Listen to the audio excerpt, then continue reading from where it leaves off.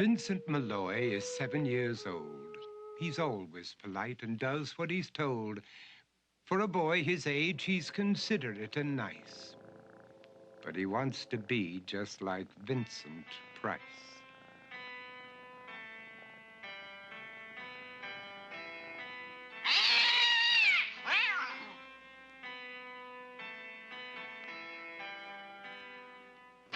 He doesn't mind living with his sister, dog, and cats, though he'd rather share a home with spiders and bats.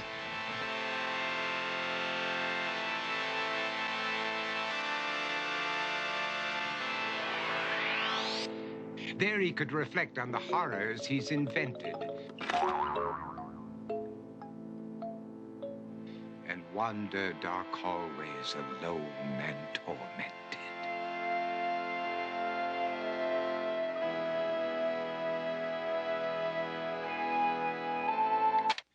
Vincent is nice when his aunt comes to see him, but imagines dipping her in wax for his wax museum.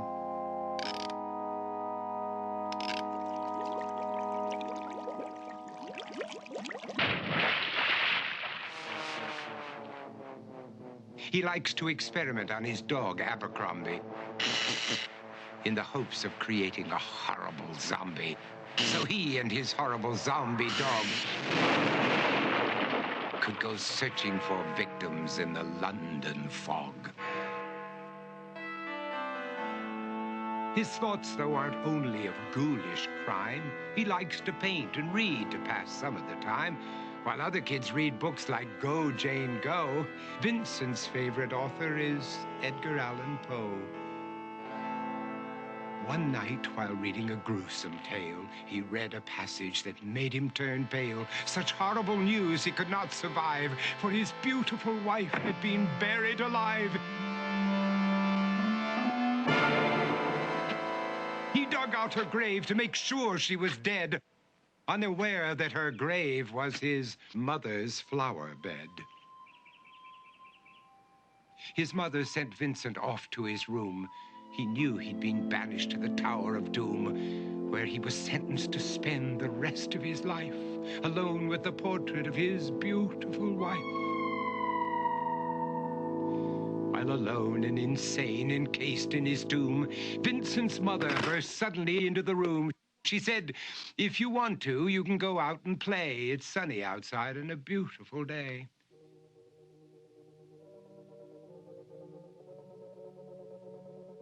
Vincent tried to talk, but he just couldn't speak. The years of isolation had made him quite weak. So he took out some paper and scrawled with a pen, "I am possessed by this house and can never leave it again." His mother said, "You're not possessed and you're not almost dead. These games that you play are all in your head. You're not Vincent Price, you're Vincent Malloy. You're not tormented or insane, you're just a young boy. You're 7 years old and you are my son. I want you to get outside and have some real fun." Her anger now spent, she walked out through the hall. And while Vincent backed slowly against the wall, the room started to sway, to shiver and creak. His horrid insanity had reached its peak.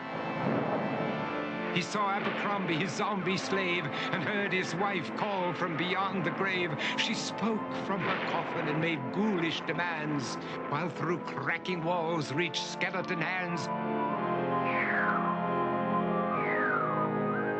Every horror in his life that had crept through his dreams swept his mad laughter to terrified screams. To escape the madness, he reached for the door, but fell limp and lifeless down on the floor. His voice was soft and very slow as he quoted The Raven from Edgar Allan Poe. "And my soul from out that shadow that lies floating on the floor shall be lifted nevermore."